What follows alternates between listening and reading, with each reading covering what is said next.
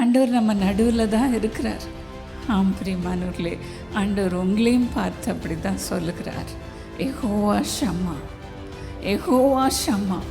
இந்த புதிய நாமத்தை இன்னைக்கு உங்கள் நெற்றிகளில் எழுதுகிறார்.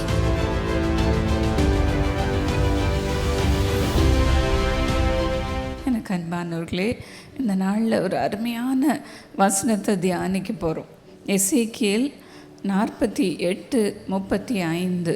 அந்நாள் முதல் நகரம் யெகோவா ஷம்மா என்னும் பெயர் பெறும் என்று வேதம் சொல்கிறது.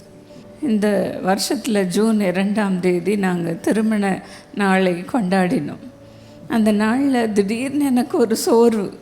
நம்ம ஜெபத்துக்கு ஆண்டவர் பதில் கொடுக்குறாரா, இல்லை நம்ம ஜெபத்தை கேட்கிறாரா என்ற ஒரு சந்தேகம், ஒரு சோர்வு. அந்த நிலைமையில் தான் அன்னைக்கு நான் வேதம் வாசிச்சுட்டு இருந்தேன். அப்போ தான் இந்த வசனம் என் கண்ணில் பட்டுச்சு. ஆண்டவர் என்னோடு கூட பேசினது போல் இருந்துச்சு. யெகோவா ஷம்மா, யெகோவா ஷம்மா. அதற்கு என்ன அர்த்தம்? தேவன் நம் நடுவிலே இருக்கிறார், நம் நடுவிலே இருக்கிறார். நான் உன்கிட்ட தாம்மா இருக்கிறேன், உன் நடுவில் தாம்மா இருக்கிறேன் என்று ஆண்டவர் சொன்னது போல் இருந்தது. எனக்கு ஒரே சந்தோஷம். ஆண்டவர் நமக்குள்ளே இருக்கும்போது நமக்கு என்ன கவலை? ஆண்டவர் நம்ம நடுவில் தான் இருக்கிறார் என்று ஆண்டவருக்கு ஸ்தோத்திரம் பண்ணிக்கொண்டே இருந்தேன். ஆம் பிரியமானவர்களே, ஆண்டவர் உங்களையும் பார்த்து அப்படி தான் சொல்லுகிறார். யெகோவா ஷம்மா, யெகோவா ஷம்மா. இந்த புதிய நாமத்தை இன்னைக்கு உங்கள் நெற்றிகளில் எழுதுகிறார். நான் உன்கிட்ட தான் இருக்கிறேம்மா, உன் நடுவில் தான் இருக்கிறேன்ப்பா, கவலைப்படாத, நான் உனக்காக எல்லாவற்றையும் செய்வேன். God is in control, God is in control. கவலையே படாதீங்க பிரியமானவர்களே. நம்ம ஜெபத்தை ஆண்டவர் கேட்டுட்டு தான் இருக்கிறாரா சொல்லாதீங்க. ஆண்டவர் உங்கள் நடுவில் இருந்து உங்கள் சத்தத்தை கேட்டுக்கொண்டே இருக்கிறார், உங்கள் கூக்குரலை கேட்டுக்கொண்டே இருக்கிறார். அப்படி தான் மோசே மோரியா மலையில் ஆடுகளை மேய்த்து கொண்டு இருந்த பொழுது முச்செடியில் ஆண்டவர் தோன்றினார். அப்போ ஆண்டவர் சொன்னார், எகிப்தில் என் பிள்ளைகள் அடிமைத்தனத்தில் இருக்கிறாங்க, அவங்களுடைய கூக்குரலின் சத்தத்தை நான் கேட்கிறேன், அவங்களுடைய நெருக்குதலை நான் பார்த்து கொண்டிருக்கிறேன், அவங்க வேதனையை நான் பார்த்து கொண்டிருக்கிறேன், அவங்க அழுகையின் கூக்குரல் என் சந்நிதியில் வந்திருக்கிறது. நீ போ, எகிப்திற்கு போ, பார்வோன் இடத்துல போய் என் பிள்ளைகள் இப்படி வேதனைப்படுகிறார்கள், நான் அவர்களை அழைத்து கொண்டு பாலும் தேனும் ஓடுகிற தேசத்திற்கு கொண்டு போக வேண்டும் என்று சொல்லு என்று சொன்னார். மோசேக்கு ஒரே பயம், திடீரென்று நம்மை அழைத்து இப்படி சொல்லுகிறாரு என்று சொல்லி ஆண்டவரிடத்தில் திரும்ப ஒரு கேள்வி கேட்டான். ஆண்டவரே, நீர் என்னை இஸ்ரவேல் ஜனங்களிடத்திற்கு அனுப்புகிறீரே, பார்வோன் ராஜாவினிடத்திற்கு அனுப்புகிறீரே, இஸ்ரவேல் ஜனங்கள் என்னிடத்திலே உன்னை அனுப்பின தேவனுடைய நாமம் என்ன என்று கேட்கும் பொழுது நான் என்ன சொல்வது என்று சொன்னார். அப்பொழுது ஆண்டவர் சொன்னார், நான் இருக்கிறவராகவே இருக்கிறேன், நான் இருக்கிறவராகவே இருக்கிறேன் என்று என் பிள்ளையிடத்தில் போய் சொல்லு, இருக்கிறவர் அனுப்பினேன் என்று சொல்லு என்று சொல்லுகிறார். யாத்திராகமம் 3 முழுவதும் நீங்கள் வாசிக்கும்போது அதை நீங்கள் பார்ப்பீர்கள். நான் ஆபிரகாமின் தேவன், ஈசாக்கின் தேவன், யாக்கோபின் தேவன், நான் இருக்கிறவராகவே இருக்கிறேன். இந்த பெயர் பிரஸ்தாபம் தலைமுறை தலைமுறையாக இதுவே என்னுடைய பெயர் பிரஸ்தாபம் என்று சொல்லுகிறார். என்ன அருமையான தேவன் நமக்கு இருக்கிறார் பாருங்கள். இருக்கிறவராகவே இருக்கிறார். அன்றைக்கு இருந்த தேவன் இன்றைக்கும் இருக்கிறார். இயேசு நேற்றும் இன்றும் என்றும் மாறாதவராயிருக்கிறார். உங்கள் நடுவில் தான் இருக்கிறார் பிரியமானவர்களே. எதற்காக இருக்கிறார்? எசேக்கியேல் 48 பார்க்கும்போது அவனுக்கு ஆண்டவர் ஒரு தரிசனத்தை காண்பிக்கிறார். ஒரு பெரிய நகரம் கட்டப்படுகிறதை காண்பிக்கிறார். இஸ்ரவேல் கோத்திரத்தில் யார் யாருக்கு எந்த இடத்தை கொடுக்க வேண்டும் என்று அவனுக்கு தெளிவாக காட்டுகிறார். 10ஆம் வசனத்தில் பாருங்கள், ஆண்டவர் அவருடைய பரிசுத்த ஸ்தலத்தை அந்த நகரத்தின் நடுவில் இருக்க வேண்டும் என்று சொல்லுகிறார். அப்படி என்றால் என்ன? ஆண்டவர் அவர்கள் நடுவில் இருக்க ஆசையாக இருந்தார். என் பிள்ளைங்களுக்கு நடுவில் நான் இருக்கட்டும், நான் வாசம் பண்ணட்டும், அவங்க சத்தத்தை நான் கேட்டு அவங்களுக்கு பதில் கொடுக்கட்டும் என்று ஆண்டுடைய பரிசுத்த ஸ்தலத்தை நடுவிலே வைக்கும்படி சொன்னார். அதே போல் ஆண்டவர் ஆலயங்களிலே அந்த காலத்து பழைய ஏற்பாட்டு காலத்திலே பரிசுத்த ஸ்தலங்களிலே மகாபரிசுத்த ஸ்தலம் என்று ஒன்று இருக்கிறது. அதில் தான் ஆண்டவருடைய பிரசன்னம் இருந்தது. பரிசுத்தம் பரிசுத்தம் என்று அங்கு எழுதப்பட்டிருந்தது. ஆம் பிரியமானவர்களே, அந்த பரிசுத்தராகிய ஆண்டவர் நம் நடுவிலேயும் இருக்கிறார். நம்ம நடுவிலேயும் இருக்கிறார். அவர் பெயர் என்ன? யெகோவா ஷம்மா. யெகோவா ஷம்மா. இந்த பெயரை சொல்லிகிட்டே இருங்க பிரியமானவர்களே, உங்களுக்கு கவலையே இருக்காது. ஆண்டவர் இயேசு அவருடைய சீஷர்கள் மத்தியிலே தோன்றின பொழுதெல்லாம் என்ன சொன்னார்? பயப்படாதிருங்கள், நான் தான் வந்திருக்கிறேன், நான் தான் அவங்க நடுவில் இருக்கிறேன் என்று சொன்னார்.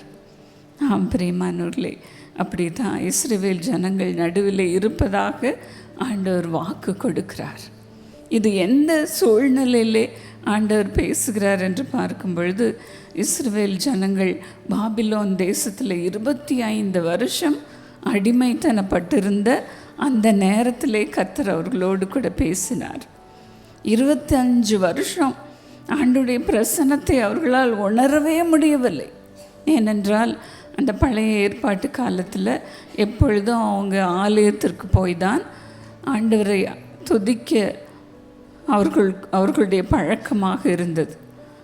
ஆலயத்திற்கு போய் ஆண்டவரை துதிப்பது, ஆராதனை செய்வது, இன்னும் எக்காலத்தை ஊதுவது, இன்னும் கொண்டாட்டங்களை நடத்துவது, இது போன்று ஆலயத்திற்கு போனாதான் ஆண்டவர் அங்கே இருப்பார், அவர் நம் சத்தத்தை கேட்பார் என்பது அவர்களுடைய நம்பிக்கையாக இருந்தது. ஆனால் பாபிலோன் தேசத்தார் எருசலேம் நகரத்தை தீக்கொளுத்தினார்கள், ஒன்றுமில்லாமல் போக பண்ணினார்கள். இன்னும் ஆலயத்தை உடைத்து எரித்தார்கள். தரை மட்டமாக போனது. இவர்களை பாபிலோன் தேசத்திற்கு சிறைப்படுத்தி கொண்டு போனார்கள். ஆகையினால 25 வருஷம் ஆண்டவரை தேட முடியாத சூழ்நிலை. ஆண்டவருடைய பிரசன்னத்திற்காக ஏங்கினார்கள்.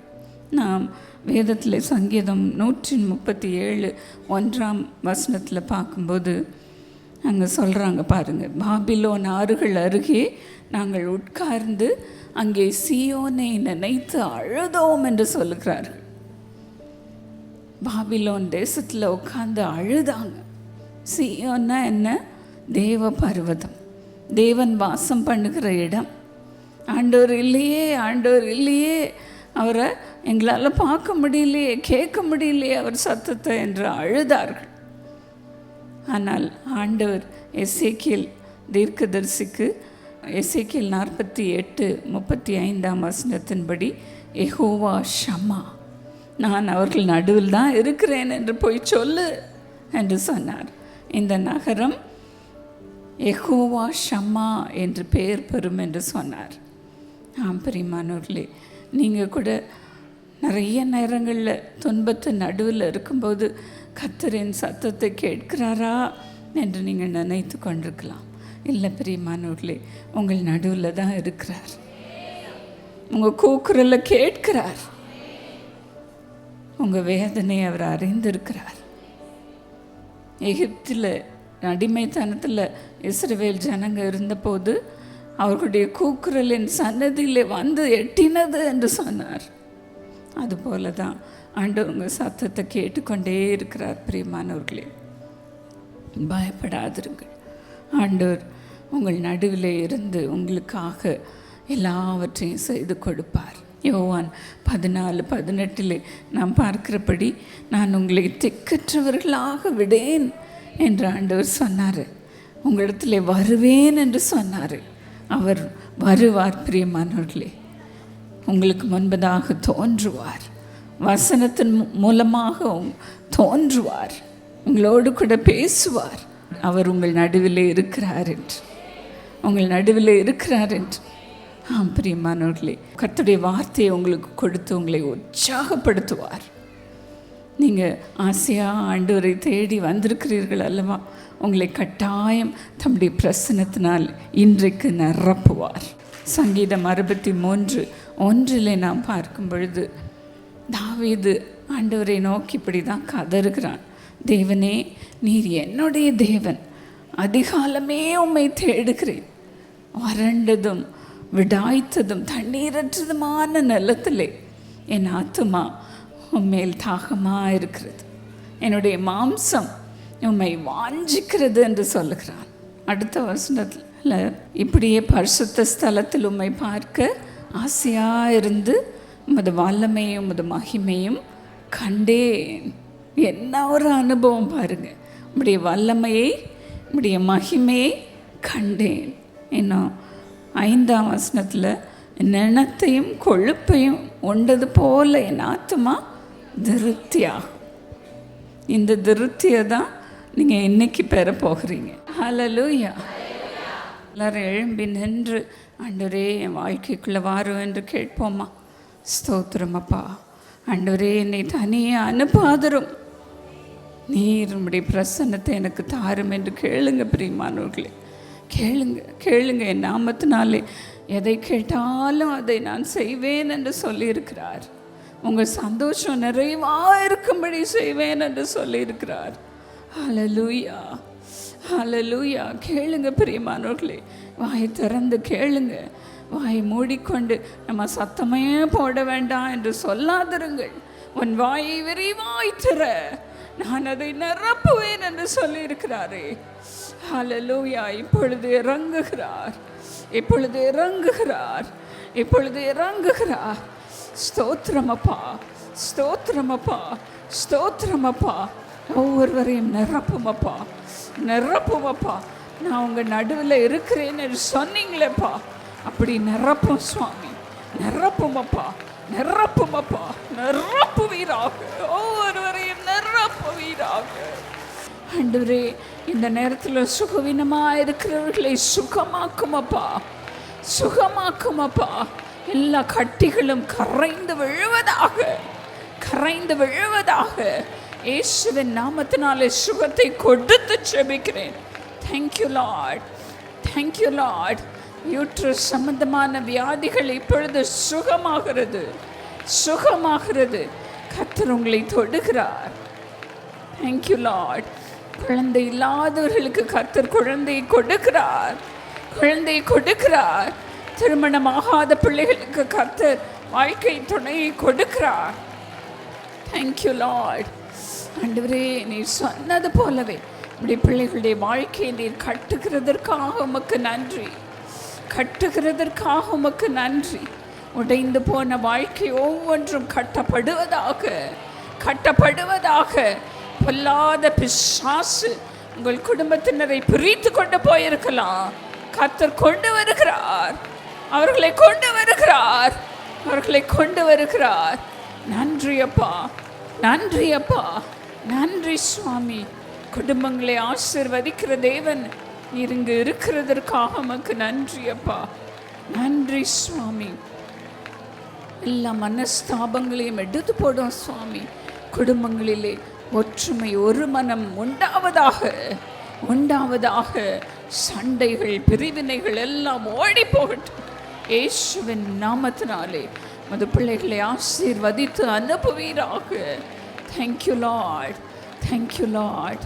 ஆண்டவரே, மூளையை தொடும் சுவாமி, கண்களை தொடுமப்பா, தொண்டையை தொடும் சுவாமி, காதுகளை தொடுவீராக, இருதயத்தை தொடுவீராக. ஆண்டவரே ஒவ்வொரு உறுப்பையும் தொட்டு சுகமாக்குவீராக. ரகசிய பாகங்களை தொட்டு சுகமாக்குவீராக. இப்பொழுது நம்முடைய வல்லமை இறங்குவதாக, நம்முடைய ஜீவன் இறங்குவதாக. ஆண்டவரே விடுதலை கொடுக்கிறதற்காக உமக்கு நன்றி சுவாமி. எல்லா ஸ்டிஃப்னஸையும் எடுத்து போடும் சுவாமி. எல்லா கற்களும் கரைந்து போகட்டும் இயேசுவின் நாமத்தினாலே. எல்லா நர்வ்ஸும் சுகமாகட்டும்ப்பா, சுகமாகட்டும். வெயின்ஸ் ஒவ்வொன்றும் சுகமாகட்டும்ப்பா. தொடுவீராக, இப்பொழுது தொடுவீராக. ஆண்டவரே சுகர் ப்ராப்ளம், ஆண்டவரே எல்லா பிபி ப்ராப்ளம் எல்லாம் சுகமாகட்டும், சுகமாகட்டும்ப்பா. தொட்டு சுகமாக்கும் சுவாமி. ஆண்டவரே உம்முடைய பிரசன்னத்தை இங்கு அளவில்லாமல் வைத்திருக்கிறதற்காக உமக்கு நன்றி அப்பா, உமக்கு நன்றி சுவாமி. இயேசுவே எங்கள் வாழ்க்கையில் நீர் இருந்தால் போதும் சுவாமி. நீர் எங்கள் வாழ்க்கையில் இருந்தால் போதும் சுவாமி. எல்லா சோர்வுகளும் இருக்கக்கூடாதப்பா, ஒரு சோர்வும் இருக்கக்கூடாது. உமது பிள்ளைகளை ஆசீர்வதி, ஆசீர்வதி. உற்சாக ஆவி அவர்களை தாங்கிக் கொள்ளட்டும், தாங்கிக் கொள்ளட்டும். Thank you Lord. இந்த பிள்ளைகளை ஆசீர்வதித்து அனுப்புகிறதற்காக உமக்கு நன்றி. இயேசுவின் நாமத்தில் ஆமென்.